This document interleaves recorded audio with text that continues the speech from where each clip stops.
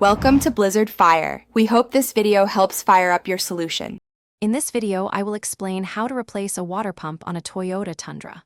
First, ensure your engine is cool. Begin by safely draining all the coolant from your radiator and engine block into a 5-gallon bucket.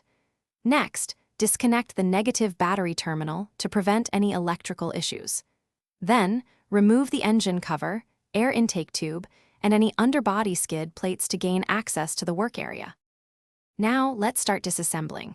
Use a serpentine belt tensioner tool to release tension, then remove the belt from all pulleys.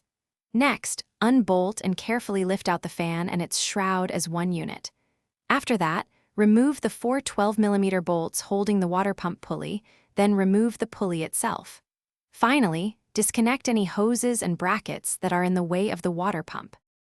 With access clear, remove the 8 water pump bolts, 2 14mm, 1 long 12mm, and 5 standard 12mm bolts. Carefully remove the old pump. Crucially, clean the engine block's mating surface with a Scotch-Brite pad to ensure a perfect seal. Install the new water pump with a new gasket and O-ring, applying silicone-based grease to the O-ring. Torque the bolts to 15, 17, and 35 foot-pounds as specified. Now let's reassemble everything. Reinstall the water pump pulley, fan, and shroud, then the serpentine belt, ensuring it's correctly routed.